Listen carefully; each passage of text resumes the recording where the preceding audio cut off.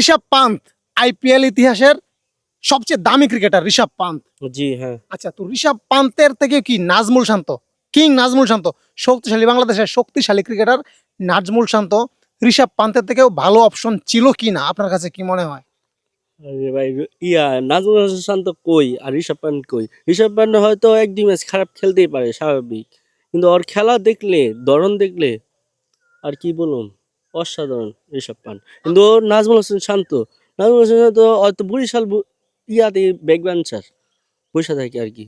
না, বসে থাকে ঠিক আছে, কিন্তু নাজমুল শান্তকে, যে নাজমুলকে আমি ইন্ডিয়ার সাবেক ক্রিকেটার, সাবেক ক্যাপ্টেন, সাবেক কি বলবো, দুর্দান্ত ক্রিকেটার MS ধোনি, মাহি ভাই, তো যে মাহি ভাইয়ের সাথে আমি কম্পেয়ার করি একমাত্র আমাদের বাংলাদেশের ক্রিকেটার নাজমুল শান্তকে।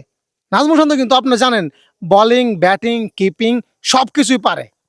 তো আমি, আপনার কি মনে হয় ঋষভ পান্থের থেকে কি নাজমুল শান্ত যদি চান্স পাইতো আইপিএলে, এই 27 কোটি না যদি 20 কোটিও দিত, ভালো হইতো কিনা? জীবনও না, কখনো না। কেন কেন কেন? উনি তো মনে করেন, নাজমুল হাসান শান্ত আমি কি বলুম, মানে একটা লর্ড শান্ত হয়ে গেছে এখন, বুধ লর্ড শান্ত বড়। শান্ত এখন লর্ড হয়ে গেছে, আপনার কথা আমি মানলাম, রান পাচ্ছে না। তো ঋষভ পান্ত তো আপনি সেম ক্যাটাগরি বলতে পারেন। ঋষভ পান্ত 0 রানে আউট হচ্ছে অ্যাভেলেবেল, তাও আবার 7 বলে 6 বলে 0 রান। নাজমুল শান্ত তো 6 বলে 6 রান করতে পারতো। শুনেন, ঋষভ পান্ডে হলো 4 ম্যাচ খেলছে আইপিএল, হ্যাঁ। আর ওইখানে হলো নাজমুল হাসান শান্ত উনি জাতীয় দলে ক্যাপ্টেন্সি করেও ডাক মারে, অনেক কিছু রেকর্ড আছে। বাংলাদেশের দর্শকরাও ওনারা পছন্দ করে না, আরো বিরক্ত হয়ে যায়, মানে গেছে আর কি। তো আমি এগিয়ে রাখুম সবসময় ঋষভ পান্ডকে। আপনি ঋষভ পান্তকে আপনি কিভাবে এগিয়ে রাখবেন? 27 কোটি টাকা দাম, তার 27 রানও নিতে পারতেছে না। এগুলো দেখে আসলে আমাদের শরীর তো জ্বলে বলতে পারেন। হ্যাঁ, শুধু মিস করি শান্তকে। এই শান্তকে যদি একটাবার চান্স দিত, আমি মনে মনে ভাবছিলাম যে হয়তোবা আরসিবিতে চান্স পাবে। আরসিবিতে চান্স পাওয়ার পর নাজমুল শান্ত হয়তোবা ক্যাপ্টেন্সি করবে, বিরাট কোহলি নাজমুল শান্তর আন্ডারে খেলবে। কারণ আপনি জানেন বিরাট কোহলি আরসিবিতে কত বছর ধরে খেলতেছে মিনিমাম? মিনিমাম তো আমার মনে হয় 17-18 সামথিং। আচ্ছা, ওকে। তো বিরাট কোহলি 17-18 বছর ধরে আরসিবিতে খেলতেছে। বিরাট কোহলির আন্ডারে কিন্তু অনেক ভালো ভালো ক্রিকেটার খেলছে আরসিবিতে। অবশ্যই। একটা নাম জানতে চাই। ABD Villiers. আচ্ছা, okay. ABD Villiers. ABD Villiers কি খারাপ ক্রিকেটার? না, অবশ্যই অনেক ভালো প্লেয়ার। আচ্ছা, অনেক ভালো প্লেয়ার, তারপরেও কি বিরাট কোহলি কি একটা ট্রফি জিততে পারছে আইপিএলে? আইপিএল এ ফাইনালে গেছে কিন্তু জিততে পারেনি। আচ্ছা, জিততে পারে নাই। তো আমি ভাবছিলাম তাদের যে এই যে ট্রফি করা আরসিবির, এই ট্রফি করাটা কাটাবে কার মাধ্যমে? কিং নাজমুল শান্তর মাধ্যমে। নাজমুল শান্ত আরসিবিতে চান্স পাবে, আমি সেটাই ভাবছিলাম। এবং বিরাট কোহলি নাজমুল শান্তর ক্যাপ্টেন্সিতে খেলবে, এরকম একটা কিছু চিন্তা ভাবনা ছিল আমার। আরে ভাই, এটা তো হাস্যকর একটা কথা। তুই কি কেন বলে হাস্যকর ভাই? নিলামে উঠছে নাজমুল হাসান শান্ত নাজমুল আইপিএল এ? বলেন তো, দেখেন আপনি চিন্তা বিবেক দিয়ে বলেন তো একটু।